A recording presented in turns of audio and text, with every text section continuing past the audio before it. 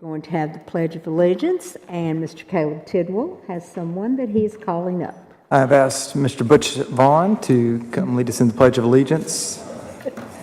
Never know who we're going to ask. He really scared me. He said he was asking you to sing. Yeah, I'll tell you, that sets you back. I told him not to. I'd heard you. I pledge allegiance to the flag of the United States of America and to the republic for which it stands, one nation, under God, indivisible, and liberty and justice for all.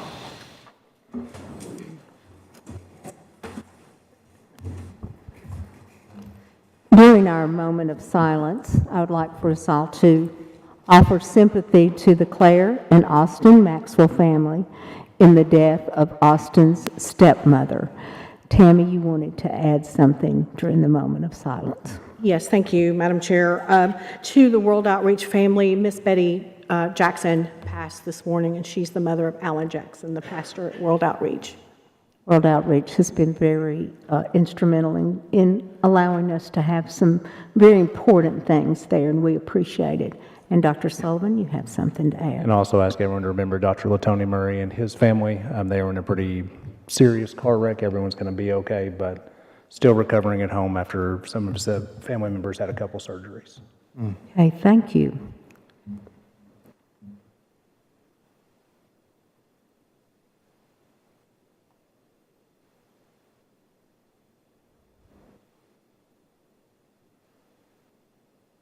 Thank you. I appreciate everybody being here after the marathon last night.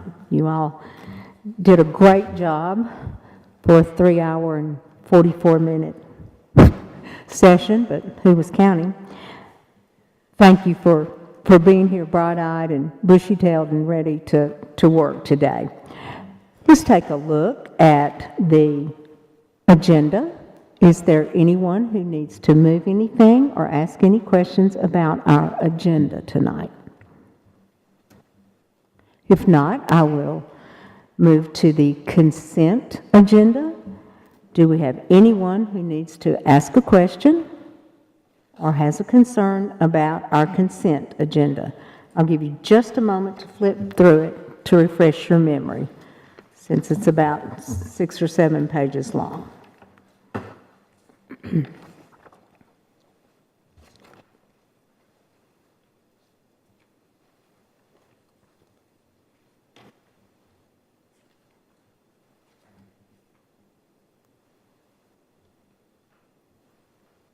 We don't have anyone for public comment at this meeting, perhaps tomorrow night.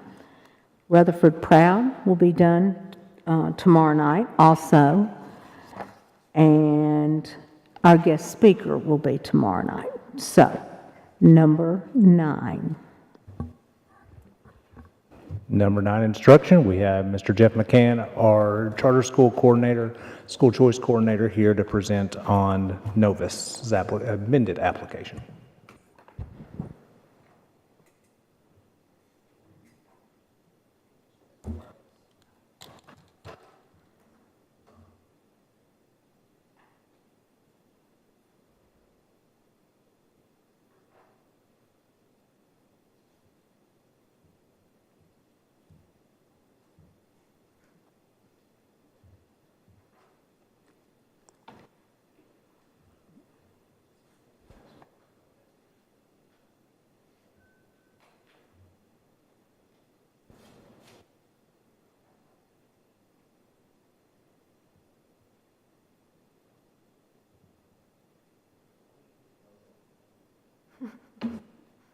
Here we go.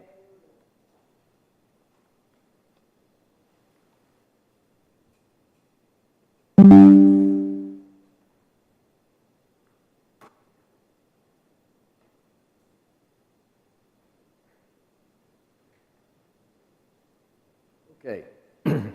Thank you, Dr. Sullivan, board members, for the opportunity to present the findings from the Charter Review Committee In the review of the amendments made to the application submitted by Nova Smart Academy K-8, just a reminder that we're only here to review those amendments made per the stipulations that we provided them.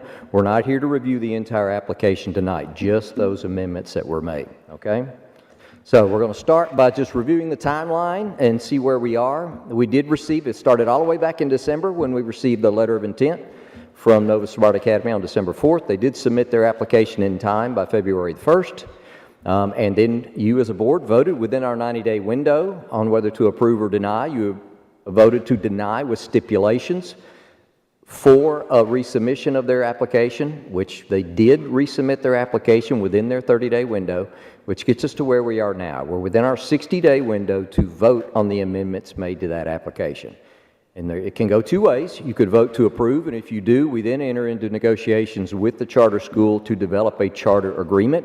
There really is no timeline for that. The expectation, though, is that it is done expeditiously as soon as possible. Or you can vote to deny, and if you do that, they can choose to appeal to the State Charter Commission, and they have 10 days to submit that approval. And we'll talk about what happens at that point a little bit later. Okay, but just a review of where we are in the process, starting with your decision to deny their initial application with stipulations for resubmission on April 18th.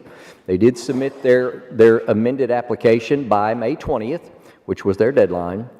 Since then, the Charter Committee has engaged in an independent review of that amended application for about 6 weeks. We met twice during that window, May 31st and July 10th.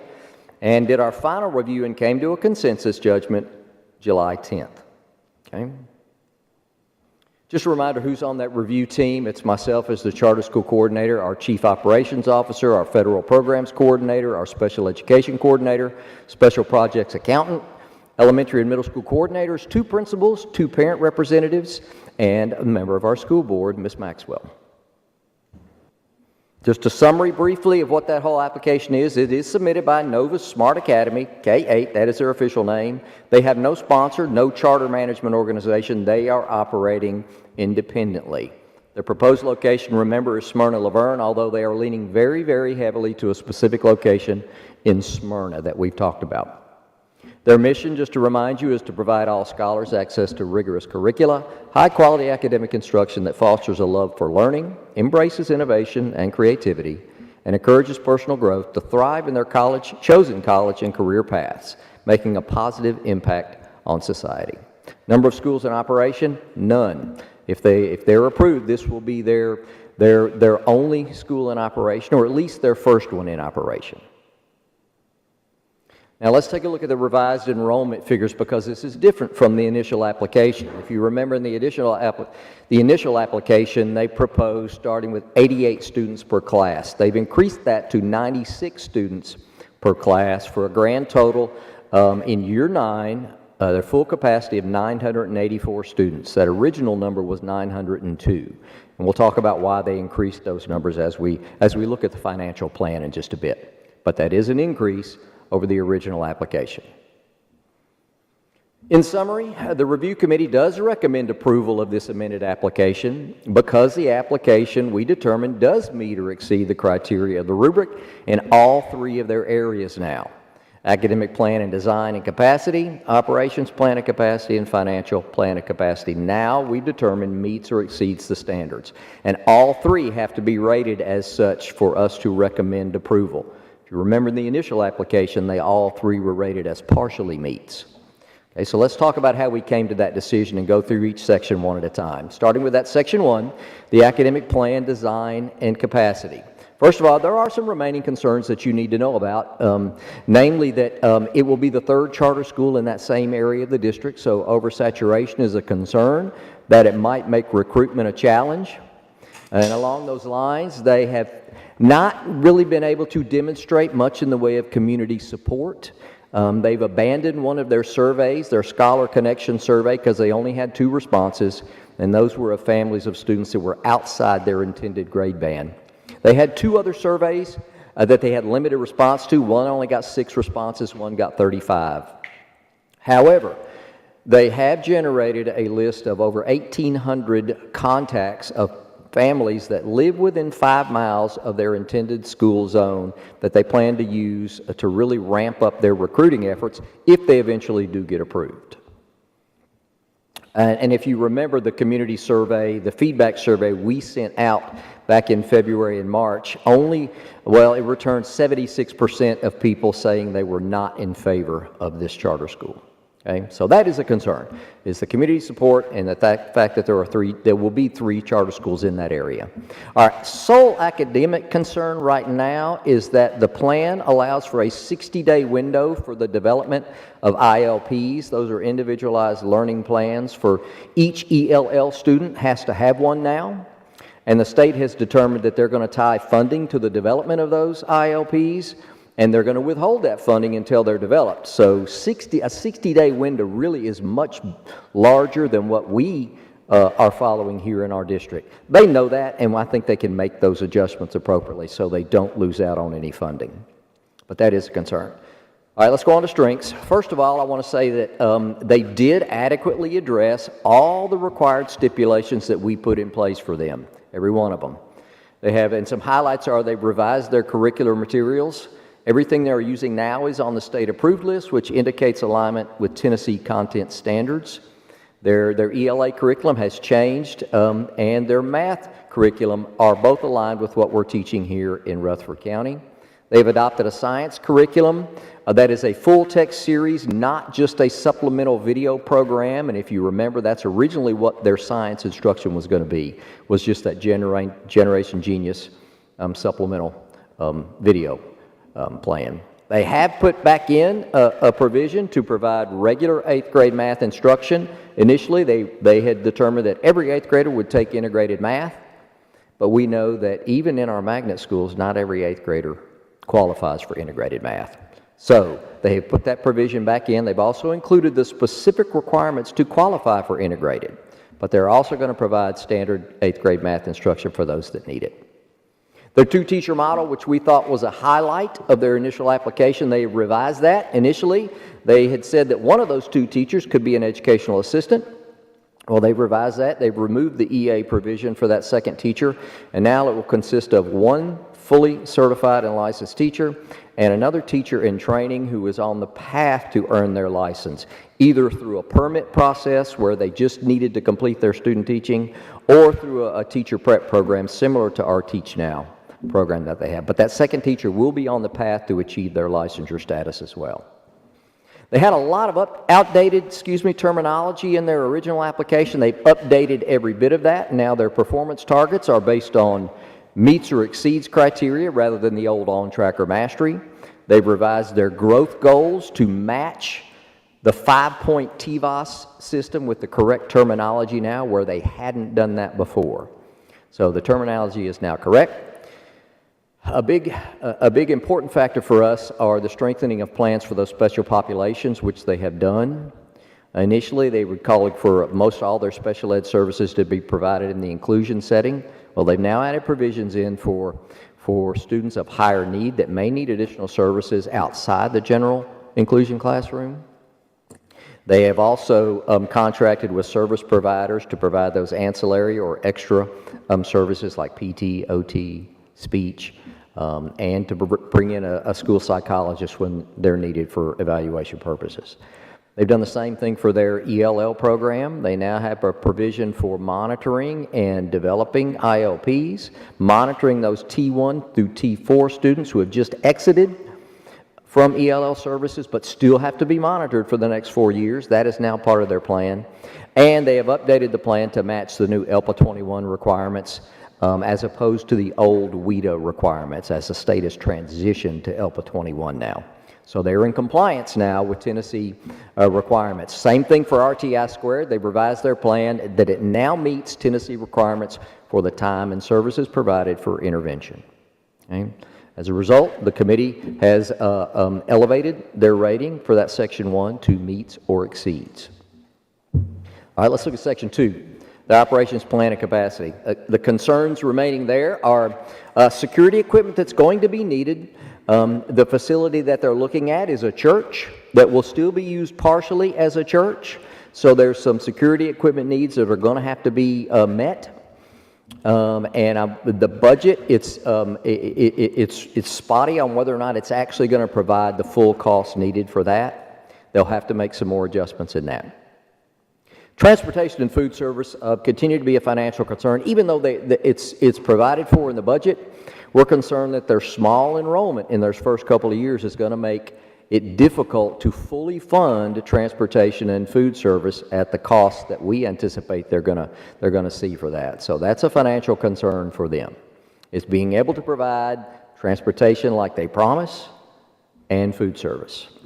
Okay? But they do have several options for food service. And then finally, the fact that they're a new charter school, they really have no track record for us to review and to determine, have they been successful in the past? I will say their leader, Dr. Sager, has demonstrated success in other charter school settings, but as a group, as an organization, as a full school, we just don't have a track record really to look at. And that's normal for a new start charter. Strengths for operations plan and capacity, again, they addressed adequately every stipulation we gave them to address. Starting with the facilities renovation timeline. Initially, they weren't going to start even addressing facilities until next spring. They backed that up and have already started addressing facility needs by, number one, securing an architect and a construction firm to help them develop renovation plans that are in the works now. They have applied for a grant to provide their own school resource officer because we know the Rutherford County Sheriff's Department at this point is unable to provide an SRO for them, so they're going to work on the funding to provide their own. Along those lines, they have contracted with a security service provider to come in and do a safety inspection, which they have done, and that's where those significant security updates come from. They have recommended exactly what they need for their building, so they've had that inspection done. And they do have contingency plans in place to contract with a security company if they need additional personnel to make their building even more secure. So those are options for them as well. All of that is part of their plan now. As a result, we elevated that rating to meets or exceeds as well. And then finally, let's look at the financial plan of capacity. The concerns there are, like we talked about, they have increased their student enrollment by 8 per class, 82 total at full capacity. And if you think about that, that is an additional, at current TISA funding, that's an additional $850,000, which brings that total financial impact to the district at well over $10 million when they're at full capacity. Okay? Now, and that's based on current TISA funding. I mean, it's going to be 9 years before they hit full capacity, so that number's liable to go up. Okay? And the fact that they lost one of their grants that was a part of their original proposal, that New Schools Innovative Funding Grant worth $215,000, that was originally part of their intended income plan, that is no longer on the table. They were not able to secure that grant. So that has come off of their budgeted income. So what did they do to address that? Well, let's talk about that under the strengths. Again, they addressed all those required stipulations adequately that we gave them.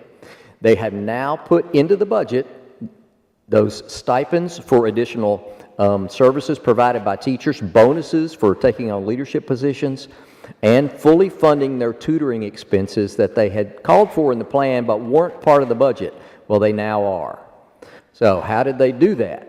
How did they adjust the budget after losing $250,000 and then adding all these additional expenses back in? Well, number one, they reduced their own salaries, right up to the salary of the building leader. He cut his salary, along with all of their teacher salaries and EA salaries. They reduced their salaries, and they added those additional 8 students per class to help them balance the budget.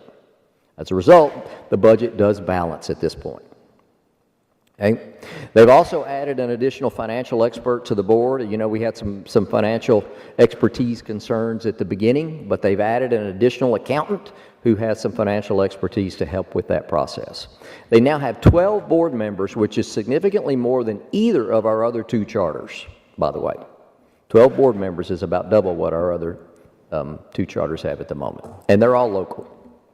And then finally, that new neighbor group, if you remember, that was indicated in the initial application as providing a $1 million line of credit, and we, through our investigation, determined that they had been dissolved by the state of Tennessee, but they have been reinstated as an LLC now by the state, and they have proven that, provided the necessary paperwork, and they can offer that $1 million line of credit. Incidentally, we were a little taken aback by that to start with, a line of credit. Well, in my research, apparently that's very typical for a New Start charter to begin operations with a line of credit as needed. They don't always have to take advantage of it, but that is very typical. So as a result, we raised our rating in that section 3 to meets or exceeds. All right, and that just brings us back to the summary, and that's why we have rated them as meets or exceeds in all 3 areas, and as a result, they do qualify for approval of their application. Now, we understand that as a board, you have a lot of other concerns too. Our job was just to analyze the application itself and the components therein. We do realize you have to consider a lot of other things like the funding impacts and how the state provides funding for charter schools and how they structure that. We realize you have a lot of other concerns, but understand from our viewpoint, the application now meets those criteria, okay, to be approved. And as a reminder, State Board of Education Rule 6111 says that a quality authorizer grants charters only to applicants that have demonstrated competence and capacities to succeed in all aspects of their particular charter school model, consistent with the state approval criteria, and we do feel like they have now demonstrated competence and capacity to succeed. Okay.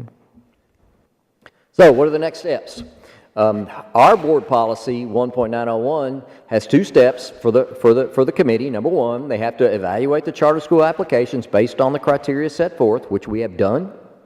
And then we come to you with a recommendation with one of the following options for you to consider for an amended application. And there's only 2 this time: approve or reject. There's no longer the opportunity to reject with stipulations. This is our final decision. Okay? And as I said, the committee recommends that the application itself be approved. So now it becomes your difficult task, I know, to generate that motion, take a vote to approve or deny the application from Novus no later than July 20th. That's the deadline, or the application will automatically be approved. So you can easily do that tomorrow night, sleep on it, or if you wanted to call a special meeting later, you could easily do that, but the deadline is the 20th. If you don't vote by the 20th, it's automatically approved. Okay? So, just a reminder where we are on the timeline. We're on that LEA vote on the amended application. And our 60-day window is up July 20th, when we can either approve or deny. And if we deny and then they appeal to the commission, let's talk briefly about what happens there, okay? Here's what's going to happen, is if they appeal to the commission, we'll be asked to provide all the information that we have gathered. And all this will come from my office, all of our notes, minutes, scoring sheets, reports, resolutions, and letters notifying them of the decision. That'll all come from my office. But if it is denied by this board based upon the substantial negative fiscal impact, we have to submit documentation explaining that fiscal impact of the charter school as requested by the commission staff, to include our ADM figures for the last 3 years, our projection of ADM for the charter's opening year, and that will be easy for us because we know how much our student population grows each year. We should easily be able to predict in 25-26 what our ADM could possibly look like. We have to provide facts and a written statement of negative financial impact or burden on RCS, and that wording goes on a lot longer than that, and I'll provide that later if need be. But we do have to explain how it would be a negative financial impact on RCS.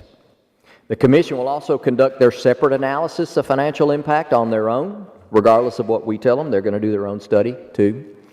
Then they'll conduct a public hearing. They'll set the date and advertise it. They'll conduct it. The Public Charter School Commission will preside over that meeting, and I'm assuming they'll want to have it here probably. There are 2 presentations made. We would have 15 minutes to present our reasons for denial. The charter will have 15 minutes to respond to that. Then there'll be a period of public comment of at least 30 minutes, at least, for anybody who wants to get up and speak. And then the closing arguments, 10 minutes each, for RCS and the charter school itself. After that, the commission meets and has 75 calendar days to either, number 1, affirm the decision of this local Board of Education to deny, Or, number two, if they find that the application meets or exceeds the metrics outlined in their application rubric, then they can approve it if they think it's in the best interests of students, our district, or the community. Okay? That decision will be final and is not subject to appeal. Whatever they decide, that's it. And the commission, if they approve it, would become the authorizer and LEA for that public charter school. However, there is a provision that if that happens, we could still enter into negotiations with the charter to develop an agreement and be their authorizer, but we only have 30 days to get that done. That's a lot I put on you. I know. Now's your time to ask me questions. I will be here tomorrow night to give you an update on our current charter schools as well, because I know you're probably curious as to how they stand, getting ready to open in August. So I can ask additional questions then that you might think about overnight. But any questions I can answer for you now? Do you have any questions, Mr. Tidwell? Yes, what is the, each charter school typically has a specialty, like a curriculum or Montessori school, like, is it They don't two-teacher have a model? specific focus. They do not have a specific specialty, just a rigorous curriculum. Okay. Rigorous curriculum. And creativity is what they're. And the planned opening date would be in August of 25, 26? 25. Okay. They would open in the 25-26 school year if approved. Ms. Sharp? Did I read the chart right? The first year is just kindergarten? I'm sorry? The first year is just kindergarten Yes, first? they're going one grade level at a time. That's a great question. Adding one grade level each year. So they're just starting with those 96 kindergartners. Yeah, something that I don't think we're used to yet because we haven't dealt with this, but during Director's Update, I'll go over a letter we got from the Commissioner of Education about charter school funding and enrollment. That was a great point, Ms. Sharp, about any group that adds a level, anytime they add a grade level, we fund that in advance as well. And so we'll be funding that year in as an advance. Right, for 9 years, we'll be funding, 1 year. or 8 years, we'll be funding somebody in advance. Anyone else have a question or concern? All right. Thank you. Thank you much. Appreciate this. Thank you, And you'll be back tomorrow night to talk about our other two, right? Give us an update on that, so that will be good.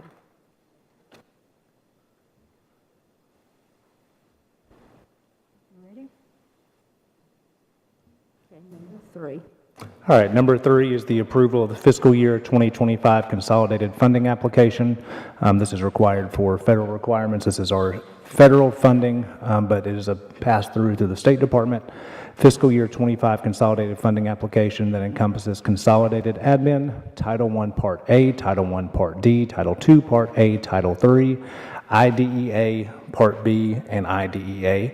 Preschool was submitted to the Tennessee Department of Education on June 24th, 2024. These federal funds will be spent to supplement district funding in the 24-25 school year, and this is something that we have to get approved every year. You have a separate handout, I believe, beside you that has the different funding. Yes, has all of them at the top. There's one thing, if you review back to last year, our allocation is less from 2018 until 2022, and this is going back to February and March. We were overpaid as a district from federal funds, so as part of the state agreement with the federal government, they are going back and taking funding back for the next 7 years. And so we have lost, Dr. Chastain, do you remember, is it $700,000 per year that we're losing in federal funds? I can't. We'll have that number for you tomorrow. But we did lose funding. That was part of the federal government's $500,000 for the next 6 years. It was retroactive last year as well, so when we found out in February, districts across the state lost funding. So we were no different. The other thing you will notice is there is no longer a Title IV funds. Title IV is safe and healthy. That still exists, but one of the options that you have as a district is to make up that funds is to put it into Title II, and Title II goes to our schools and to professional development for our staff. So we chose to allocate our Title IV funds into Title II to make up that difference of what our lost funds were going to be. but we will lose funds for the next 6 years. 6 years? Last year was year 7. Oh, okay. So this year, 6 more years. yep, At 500,000? yep, 500,000.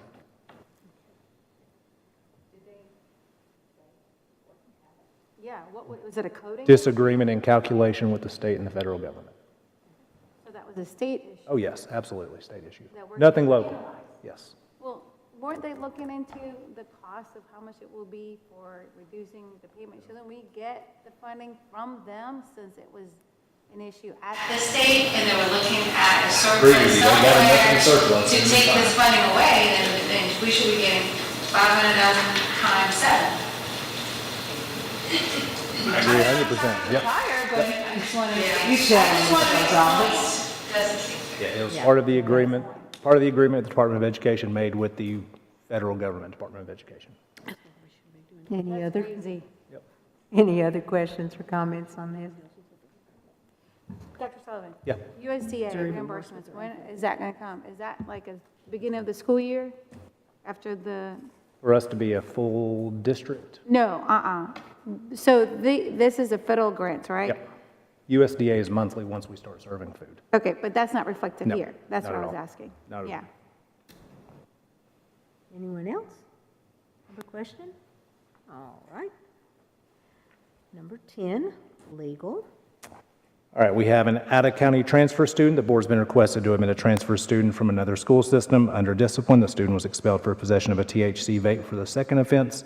According to policy 6.318, the board may deny admission of any student except those in state custody when a student transfers from another school system while under suspension or expulsion. Director of Schools' recommendation is to deny admission. Let me remind you, if you have any questions, please contact Ms. Ridley. Number 2, human resources. Number 2, this position was in our budget, but we're already into July, so we will not expend that entire line. This is the job description for benefits coordinator. Personnel and Student Services Departments requesting the approval of a new job description. Benefits coordinator, this position will perform a variety of tasks associated with the coordination and administration of employee benefits and insurance program offerings within our district. And we will have Wes here again tomorrow as part of the work, or as part of the board meeting to present. There is no action needed on behalf of the board tomorrow for insurance rates. It's just to get us started, and then we can go form a committee. We need to do that probably either the last action of this board or the first action of the first board, just by the time that open enrollment begins in October.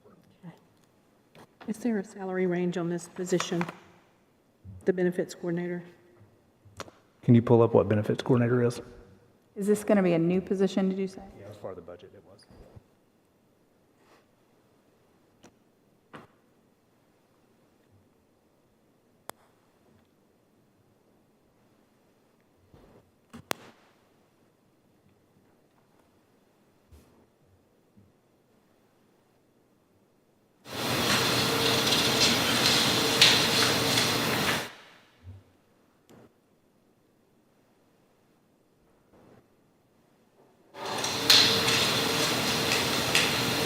Just between 80,000 and 101. What R level is it? What R level is it? R160. R116. Thank you. Other questions? Number 2. I actually just realized that we have Chief Bowen here with us. Oh, okay. He's from Murfreesboro City, so is it okay? I'm sure he is an extremely busy man. If it would be okay if we move to the end towards, what world is it? The request from Murfreesboro Police for Central Magnet. Number 13, I just realized he's got an entire department to run for the police department, so I would much rather him go ahead if the board's okay with that. Good evening, everyone. Chief Bowen with the Murfreesboro Police Department. My understanding, we have an agenda item here that talks about the placement of a gunshot detection device on school property. Just know that this is not something that's indicative of the school itself. It's part of a larger project. So basically, we have began developing a real-time crime center, and we've looked at past history of crime trends, and we've applied for different technologies through Governor Lee's Violent Crime Grant. Some of the technology includes ALPR systems, which are license plate reader systems, camera systems, and the gunshot detection technology. So basically, we have identified a square mileage area within the city that we'd like to get 100% coverage. And when we reached out to our vendor and we started doing research, that one of the locations happened to be at the Central Middle School location. I call it middle school because I went there 800 years ago. So excuse me for that. So basically what it is, all it is a device that detects sounds that mimic gunshots, okay? It does not record audio. It does not record anything conversational. It is only activated by gunshots. If it is activated, what we get is a 5-second clip of the gunshots, and it notifies officers. And it kind of bypasses the 911 system. It directly notifies police officers. So like I said, that turned out when we did our research to be a good location for that particular device. And our current contract's a 2-year contract, so it's something like any technology. We'll continue to evaluate, test the effectiveness, and see how it performs long term. Like I said, the location, it just happened to land in that particular area. I can tell you when you go out of the front of the police department and walk across the road on Highland, there's one located there. And like I said, for the device to measure what it needs to measure, it has to hit 3 devices. It has to basically hit 3 of those devices, and then it coordinates and it tells us within 90 square feet where that incident occurred. So that's what we're looking to accomplish there. I'll be glad to answer any additional questions that you may have. Could you please tell us what this looks like? So basically, it's just a black pole with has a little solar power type thing on it and has a small speaker on it. I wish I would have brought you a picture of it. I would be glad to show it. There's already some of them in town. Is there? And Ryan, yeah, I've got my data analyst supervisor back there who will gladly bring it. We're always cautious at Central because Absolutely. it is in the Absolutely. historical district. And when I first read this, I actually called Dr. Sullivan because all I could think about was the cell towers, that we turned down several times. We had No, it's not a. But it's small, Yeah. unobtrusive. Okay. Absolutely. And I'll be honest with you, we try to incorporate or use existing utilities when we can. Okay. That can be challenging at times because you need the specific placement to be right, so you're not always able to do that. Do you know if we'd have to go before the city for codes and all that kind of stuff? No, actually, we've already done our permitting through the city, and we've got 200 these devices planned, and we've probably got all but about 50 installed already. So they're already installed in a lot of areas around the city. If you're looking at Central Middle School, where are you looking at putting that? So I'm standing in the front of You have Central a- Middle School. I'm sorry, you have a revised drawing that I laid on your Here? table Okay. tonight. If Thank- you look oh, this at is it? yeah. front page, there's an actual drawing, but if you go to your third page, it's a aerial view of Central Magnet, and it's in the back in the little access drive behind the school next to the ball Okay, field. I know exactly where you're talking about. Yes, had a wreck there one time. Okay, go, keep going. I did. Okay, I just, you're not putting it in the front yard, you're putting it in the back. It's very unobtrusive. Absolutely, and when we go into residential areas, we try to be sensitive of their Okay. placement and try to do the best we can to work with. Or historical districts, yes. Exactly, absolutely. Okay, I agree. okay. Miss, Oh, Ms. Rosales? I just want to make clarification. We're just voting just to approve it. We're not voting to fund it as well. Absolutely, all we need, we've got the funding secured. All we're asking is just to be able to place it at Okay, that particular wonderful. location. Very good, thank you. This is the annex right here. I guess my question is, can we make it a stipulation that someone you may know very well moves back into a tested subject area? So we can use her I test appreciate scores? that, I'll let you know. His wife teaches for us, and she moved out of a tested subject area to move into STEM and coding, and I would much rather have her in No a pressure there. I'd much rather have her in a tested subject area. Well, there you go. Conversation There's Yeah. transfer. She'd tell you no and forget it, you're not getting this, so, yeah. I do appreciate this, because, you always want to know if you're looking at Central, Remember when Mr. Tenpenny tried to put the Circle Drive, we all remember that? That did not go. Right. They could not do that off of East Main Street. They couldn't put a Circle Drive because of being in the historical district. So, but this is in the back. I know exactly where it is. Right. So, anyone else have a question? Ms. Bratton? Yes, sir. You said it's going to be 1 square mile is what you guys are trying to hit. Obviously, this is just one, but you're putting 200 out? Right. No, actually, we've got it divided up into different areas. So there's a certain segment on I say this part of the interstate that's actually over 3 square miles, and then over I-24 we have another over 2 mile area that we're trying to cover as well. So. Okay, I guess my question was dealing with Holloway, if we're going to be seeing this at Holloway too. Right. So I think some of those placements in those areas were able to be accomplished without actually going onto the school property. Thank you. It's a good question, though. Yeah. Because you think, Holloway's a perfect distance from, yeah. Anyone else? Yes, sir.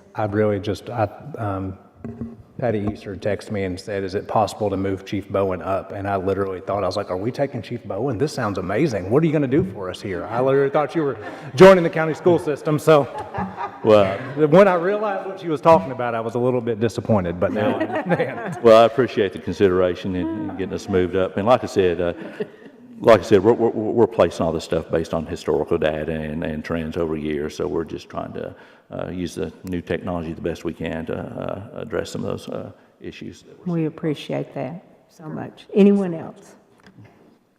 Thank you. Thank you so much, sir. Thank you. Did we get the phone back? Okay. Now let's flip back. Thank you all for letting Chief Bowen go ahead. Oh, sure.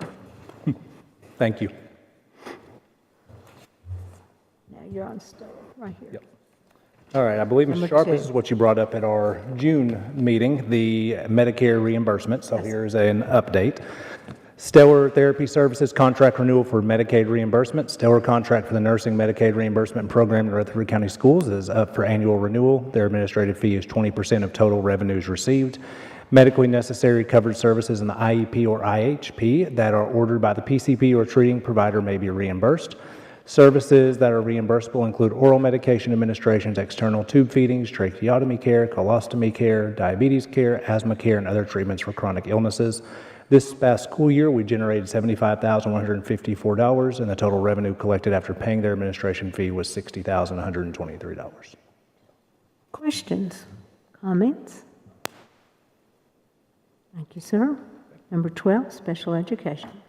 Special Education Department is requesting to update the job description for Special Education Liaison to include the title of Special Education Coach. The updated job description for the Special Education Coach includes revised language and updated job description. Questions? Comments? Number 2. Special Education Department is requesting to update the job description for classified sign language interpreters to sign language education staff. The updated job description for the sign language education staff includes revised language and updated job descriptions. Questions? Comments? Number 3. And Special Education Department is requesting an updated job description for certified sign language interpreter position to include revised language and updated job description. Any questions or comments? Number 4. Dr. Ralston, any idea? Ralston's here, yes. Yep. Any idea the last time these were updated? It's been It's been a minute. Number 4. Special Education is requesting the approval of the extended contract for homebound services for the 24-25 school year. Rutherford County has 3 dedicated homebound teachers and works with a third-party contractor to meet the homebound services for our students. However, there are times during the school year when these services cannot be met by either group. The extended contract option will allow Rutherford County to continue serving our students during times when the 3 dedicated homebound teachers or the third-party contract cannot meet those needs. IDEA funds will be utilized for these contracts. Any questions? Anything you need to ask Dr. Ralston? Yes, sir. How often do we have to use the contractor? We use the third-party contractor every week. The extended contracts, we would try to use our teachers as much as possible. It would give them some extra money. Awesome. Anyone else? Number 5. Special Education is requesting the approval of lead special education teacher stipends for the 24-25 school year. Each school will receive $1,000 for a lead special education teacher stipend. The school may decide to split the position between 2 special education teachers who provide $500 to both lead special ed teachers. Stipends will be paid per semester in December and May during the 24-25 school year. GP funds will be utilized for these stipends. They are budgeted, and these are very similar to what we do with other leads in other areas. Any other questions? Number 6. Special Education Department's requesting to reallocate funds from 14172 to 2189 unfilled Special Education Department positions to fund 14171 200 116 to provide additional school-level support with an additional itinerant special education teacher and a vision teacher for the 24-25 school year. Questions? Comments? Dr. Ralston, sir. where do we have vision programs right now? Where are we? We have 3 vision teachers right now. Where are our vision programs located? I know they were at Rockville, then Rocky Fork. Where are they now? Well, so we are lucky. We have 3 great people, and they are working in almost every school in our district. Great. So you should really go watch some of them work with our students. It's pretty amazing. Anyone else? Number 13. Request for a drama band storage building at Eagleville High. Principal Tim Pettigo is requesting to use school funds to purchase a 12-by-20 storage building to be used by the school's Drama and Fine Arts Department. The cost for this building is $6,900. This request is at no cost to the board. Engineering and Construction has reviewed the request and has no objection. Questions? Number 2. Number 2, request for a football scoreboard replacement at Oakland High School. Principal John Marshall is requesting to install a new scoreboard for the football stadium. The anticipated cost for this project is $200,000. This request will be fully funded by the school and at no cost to the board. Engineering and Construction has reviewed the request and has no objection. Any questions? Any comments? Number 3. Ms. Bratton, Yes. just one thing to make sure the board's clear.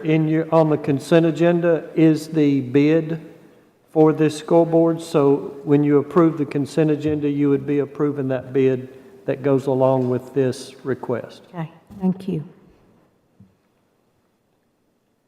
Number 3? I'm going to read number 3 and then give a little bit more information, if that's okay.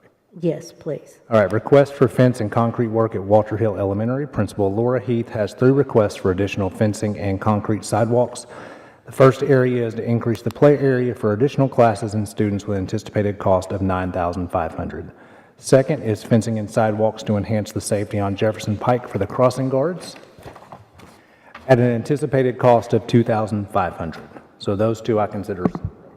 Okay. The last request is for new fencing that's needed with the construction of the new public health and safety building and has an anticipated cost of $10,000.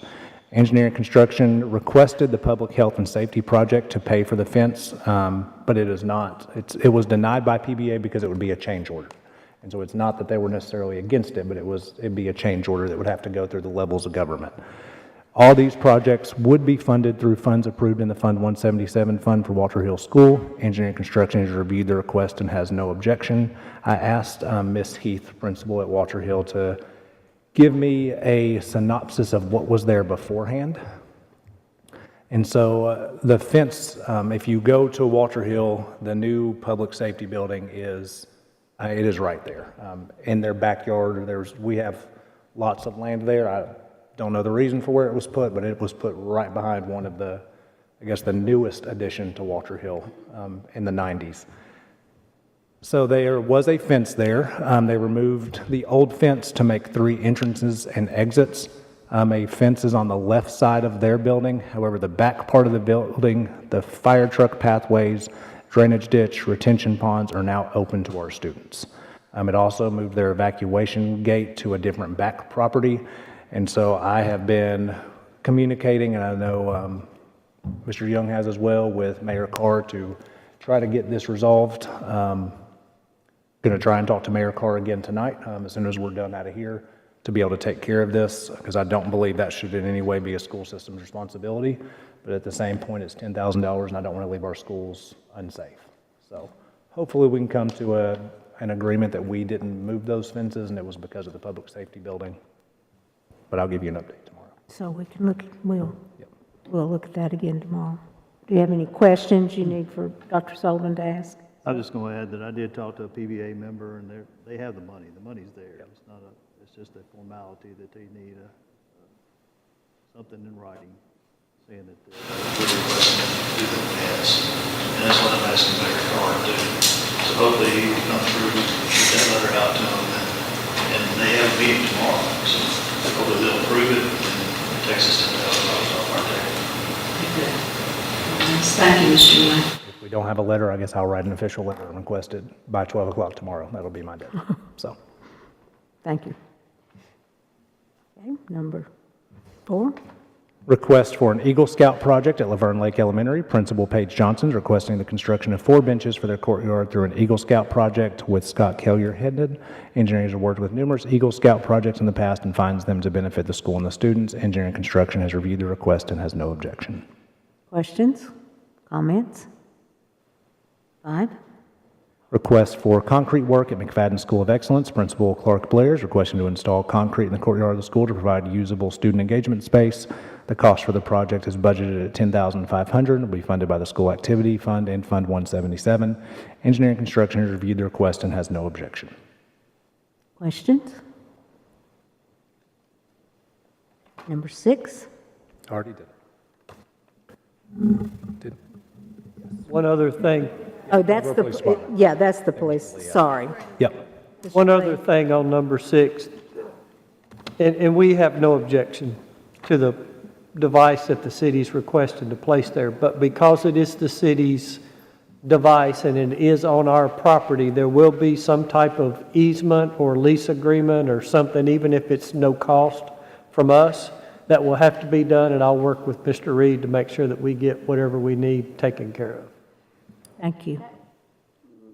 Yes, ma'am? Yeah, I was wondering about that, because I know that jurisdiction would be the city to handle any calls, of emergency calls. So I was wondering how that was going to work out, being something in our property, but yet it was the city, so I was wondering. It's not a huge deal. We have tons of these. We've got CUD Water and Middle Tennessee Electric, and we've got all kinds of easements. But there will be a need for something to be in place prior to getting it to protect us. For sure, yeah. Good point. Thank you. But it would be yet another show of good faith from the county to the city.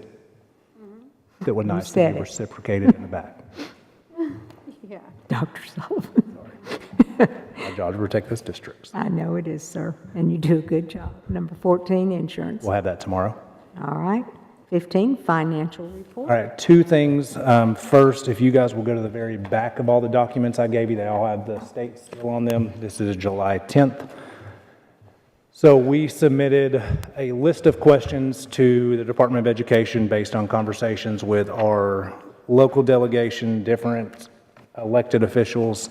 And so these are the state's official responses to some of our charter school questions. I highlighted just a couple of these, but you have it. I want you to have it at the work session so that you'd have it for tomorrow to ask questions as well. Couple things, and I do appreciate them putting it in writing. It does, and I've just highlighted a couple parts that have been contentious that we've talked about. You'll see that new public charter schools beginning in operations are determined for initial funding based on their initial allocation for anticipated growth and when they're expanding grade levels. So any of our schools that expand grade levels, any of them that are authorized by the Charter Commission, when we were surprised that they had approved one of the schools to increase their enrollment, if they decide to allow them to increase enrollment at any point, we wouldn't necessarily know till July 1st until their enrollment was done for what we would have to fund for that new grade level. A couple other things to point out if we flip over to page 2. The second part talks about allocations to public charter schools reflect the actual ADM, which, as we have talked about ad nauseum, we are funded on prior year ADM, not actual ADM. Public charter schools beyond their first year of operation then start receiving, still at that point, what their actual ADM is. And so we've had that argument of after the first year they're funded, they're right-sized if they're adding students, or they're still funded for their current students while we're funded on last year. And I'll have that number for you in just a minute that shows we will be funded on 50,751 kids, regardless of how many students we add this school year. Dr. Sullivan? Yep. So you're saying that if they start, because right now we've got certain numbers. So Yep. if they add any more students, they will get We will additional true up. funding for that? Yes, we will true up, yes. Wow, okay. If you'll keep going down, I've got one underlined on that second page. This process is intended to support efficiencies. It does not remove the requirement to account for these funds at the local level. So we've had an argument, is it a local funding? There's your local funding. This was a surprise that is a little bit frustrating. On the very bottom, allocations are based on 100% of state and local funds received by the LEA. This includes funds generated under the Fast Growth Stipend. So as a district, if we receive Fast Growth Stipends, we'll have to share those with our charter schools. Dr. Sullivan? Yep. Okay, the statute says that it's 100% local funds and state approved by the authorizer. So isn't that a questionable? I think that's a little gray at that point, because if the state approves it, they're the authorizer, but then the funding is still coming out of the local, but we're not the authorizer. The statute says authorizer, by the authorizer. So why isn't that language here? And they don't actually highlight a state statute here. They're only highlighting State Board of Education rule. I didn't mean to be like, why isn't it here? But it's just that that's what the statute says, and it makes it seem like, Seems ironic that we grow as a district, but we share funding with them. yeah. On the next page, the only thing, a couple of things it talks about is number 5, how does the public charter school direct funding line in TISA operate in relation for calculations for funding charter schools? A public charter school direct funding as part of TISA is determined based on prior year ADM and distributed to generating schools based on their prior year. So that is your direct funding aspect. The bottom portion that I have highlighted talks yet again about the fast growth and infrastructure stipend being shared. The very last page, I started with the ugly stuff first, then we'll get to a little bit of good news towards the next thing I'll share. It talks on number 8, is the state's TISA funding formula based on prior year enrollment, while public charter school funding from an LEA is based on current year enrollment. And yes. And so I appreciated Commissioner Reynolds and I'm sure Ms. Dursky and their team having these uncomfortable conversations to put things in writing. Dr. Sullivan, there's something missing here. The maintenance of effort, does it talk about the maintenance of effort? Because the statute also says that if we raise the maintenance of effort, they will get a portion of the local dollars of what we propose, plus the difference of the maintenance effort of the year prior to the one that we were presenting. So the maintenance, they will get more money from the maintenance of effort if we change it. That is part of the statute as well. That needs to be included. That's in here somewhere, is talking about, and I'll read over this again tonight. It talks about funding above the local level. And so our county funds over the local requirement. The local requirement's like $109 million. And we're well over what the local has to give. I understand, but I just want to have it in writing about the maintenance of effort. We'll ask for another one. That's part of the statute. Yep, I'll follow back up with them for that in That'd be writing. great, thank you. To talk about the good news, but a little bit of, it ends up in good news, but I do want to walk us through the next ones. This is all fast growth. And we've talked a little bit about budgeting, and we've talked a lot about budgeting and how frustrating it can be with this fast growth stipend. And I just wanted to recall everybody to how this fast growth stipend moves throughout the year. So the first one you have is November 21st, 2023. You'll see that we were supposed to get $4.8 million. This is the very first one. All you need to look at is the last page. It's $4.8 million is what we were told we'd get on November 21st. January 12th. I'm sorry, which one are we on? All right, I'm on the one dated November 21st, 2023. That very top one. Oh, okay, we went back to the Very first one. But go to the third. Sorry. Yeah. Right. November 21st, 2023, last page. We were told we would get 4.8 for fast growth. If you'll go to the January 12th document, that number was changed to 7.8 million. And so that is where we talked a lot about we're getting an additional $3 million. If you go to May 21st, this was, of course, after our budget had already passed, but this was on this last year's. The last page, you will see we then went to $4.0 million. So 4.8 to 7 to back down to 4. And then 5 weeks later, after the school year has already passed, we now are back up to 6.8. So we have generated an additional $2.7 million somehow between May and July for last year.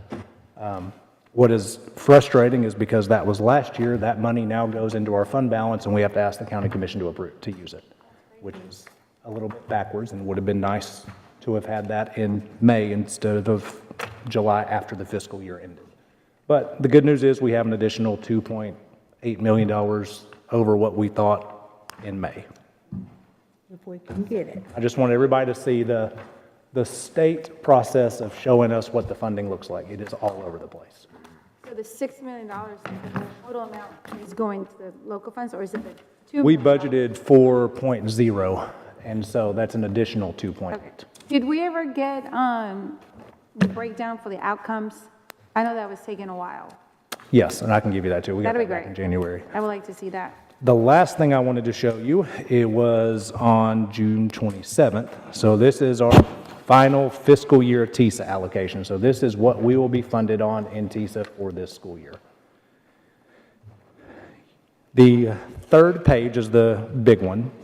This talks about what we were funded, what we will be funded on. So we will be funded on 50,751 students. So regardless of what students we add, we may get fast growth stipends, but this is our base amount. We will be funded on 50,751 all year long. So they will take this number here. If you go to the back page, I should be highlighted on everybody's, 343,375,620.45. They will divide that by 10, and that will be our payment every month that they pay out. They do not pay out in August and May. So those will be the two payments. We do not receive the other 10s when we get payments. So regardless of what happens to our student enrollment, we anticipate it increasing. We'll be funded on 50,751. We talked quite a bit about extra TISA funding. So if you'll flip back to the fourth page, this is the governor's increase to the teacher base. And so you will see that 6.5 million had to go into teacher line items. And so that is somewhat as we look into next year, when we start looking at next year's budget, for those of you who will be here, and some of you, Ms. Wright and Mr. Young, will be thankfully, I think you'll be glad you're not looking at these things anymore. Mr. Young is shaking his head very happily. When we're looking at these next year, this was new, is that we have to keep in mind the TISA increases, at least a portion is restricted and required to go to teacher funding. So that is a huge portion of what we received in an increase. We were hoping the way it was worded, this 6.5 was in addition to that 343, but I emailed yesterday and asked, and it's not. So it was included. One of those, I think Ms. Sharp has said it for a long time, is that the TISA base is the base, and they're just going to keep adding stuff to it and saying it's part of the base, and here's another example of that. So that just lets you know an overall kind of what we're looking at from our fiscal year right now. Thank you. Questions or comments? We only share Ms. Darby? in local fund, I'm sorry. I thought Okay. you recognized me. No federal monies, right? Correct. They'll generate their own federal funds. Ms. Darby? So just to clarify, this 6.5 plus is they're dedicating that portion of our TISA money Yeah. to teacher. Do we know what the increase we gave this last year, what the total was on that? I'm just curious how close. We'll have to, it was probably right close to it. I know that we went from 197 to 1, because we cut so many other things out of that line. Brian can look at that real quick. Well, we can get it tomorrow. Yeah, that'd be fine. Yep, Thank you. that'd be fine. So, Ms. Martin? Yes, ma'am. Thank you. Okay, so I know that the governor his executive, part of his state of the state address was that we were to be at $50,000 for the teachers for the, without experience, first time year. And that we've been given a timeline to 2020, is it 2020, 2028 or 2026. 2026, okay, 26, 2026. 27 school year. Yeah, and I know that if we look at our district compared to other districts and how we're training, we're actually getting closer to that than what some are not. So do you think this portion is supposed to be to get us to the 50,000? And that's, I mean, that's what we use to get to the 50,000. But there's, when we talk about the TISA base increasing, as you guys know, unfortunately, electricity, everything else is going up too, and we're still held true by our local funding body to maintenance of effort. So the extra funds we are getting are being restricted in where they have to go. And so those other things either have to come from additional revenue or I don't know where else to cut to make it Yeah, work. and then the other thing is that the TISA funding is only good for 5 years. So this is year 2, and we only have 3 more years. Then by that time we get to the 4th year, there's going to be a lot of panic button hitting, because if they don't come back to the table and figure out how they're going to get funded, I mean, some of these smaller areas are not going to be able to absorb these extra funding that they're getting from the state. Because if not, if the state doesn't change it or do something to where that revenue keeps going by from the state, then it'll get absorbed to the local dollars. And that will definitely raise the maintenance of effort at that point. I'm glad yes, it would. Something that I meant to highlight on that June 27th document. I just think this is interesting because I'm a data nerd. Across the state, on the second to last page, there were 968,000. So second to last page, the number that's highlighted with that 6.5 million. Statewide, there were 968,000 students. 50,700 of them were in Rutherford County, so we were 5.24% of the entire state's population for students. I mean, that is, we're 1/20th of the entire state for population. It is unbelievable to think about. I believe that. Yes, the majority. They're coming here. Yes, they are. We're growing. Yeah, I don't, as you mentioned, I don't know how some of the small counties will get to 50,000. Right, exactly, that's the point. Or maintain it. Or maintain Even it, if they yeah, got there to exactly. maintain It's it. gonna be hard. So that's going to be a scary situation. This was very valuable information. Thank you, Dr. Sullivan. Ms. Bratton? Yes, sir.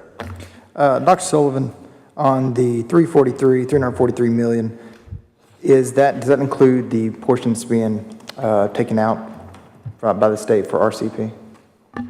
Yes, it does.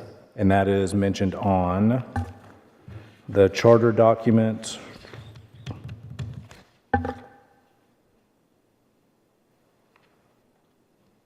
Number 7. So the number that'll be coming to us, you said would be divided by 10. Yep. But it'll actually be less than that divided by 10. Well, we have to cut them a check. RCP? Yes. I thought the state was, Are we not authorized sending them the funding? I think the state. No, the state's taking it off, They're gonna- sending it to the State Charter Commission, and then they cut the check to RCP. Yeah. Take it off the top. Anyone else? Yeah, Mr. Tidwell, it's on number 7 on that. Does the final TISA allocation received by the LEA include the funds for state-authorized public charter schools? Yes, TISA allocations released to LEAs include all students within each LEA's geographic bounds. I would argue that's incorrect because we have Murfreesboro City, but Yeah. they're not used to working with Dual zone. At the Charter Commission, the only schools they have are Metro Nashville, Davidson, Shelby, or Metro Nashville, Shelby, Memphis, and us, or one. I guess my question is, when we're working with this number, this 343, we actually need to take out Correct. the RCP portion, because that's going to be withheld at the state level so they can send it to RCP.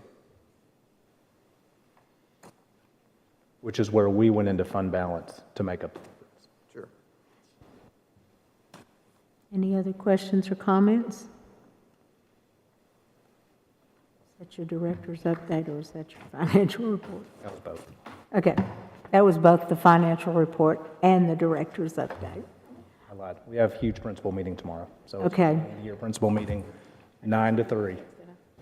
Yeah, 9 to 3, it is our jump start to the school year. So we're excited to get started. I know they're excited. I don't know if they are, we are. They get excited when they get in front of their faculties. We get excited when we get in front of our principals. I understand that. Ms. Rosales, all right.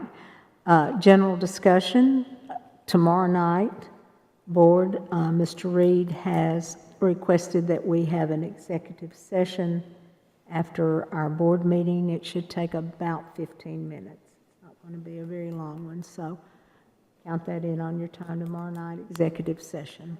Anyone else? General discussion. Summer law? Okay, go ahead. We're going to summer law Thursday, Friday, and half a day Saturday. So that's where TSBA brings in people from across the state, and we'll be learning about the new legislation, and the attorneys will be thankfully telling us what we can and can't do, and we'll be learning a lot. In the hotel room, not at Dollywood. Yes, ma'am. Yeah, I do have something. So I don't know if everyone knows this, but my family has had a nonprofit for a while now. It's called Breakthrough Tennessee. And we're doing our 3rd annual Back to School backpack giveaway on July 25th from 3 p.m. to 5 p.m. on Blackman High School. And we're actually donating 600 backpacks. It's first come, first served. And so if you know anyone that's in need of book bags or whatever, it's first come, first serve. And then we're also hosting another one in Davidson County, July 27th, and that one's going to be a little bit earlier. It's from 8 a.m. to 12 p.m. 12 p.m., and it's at the Temple Baptist Church. It's in Old Hickory, Tennessee. Thank you. You're welcome. 600. Yes, that's for a- Rutherford County. That's a I'm lot. not sure how much we're giving away from Davidson, but I'm sure it's going to be about the same. Probably. Anyone else have anything for general discussion? Ms. Darby? Move to adjourn. We are adjourned.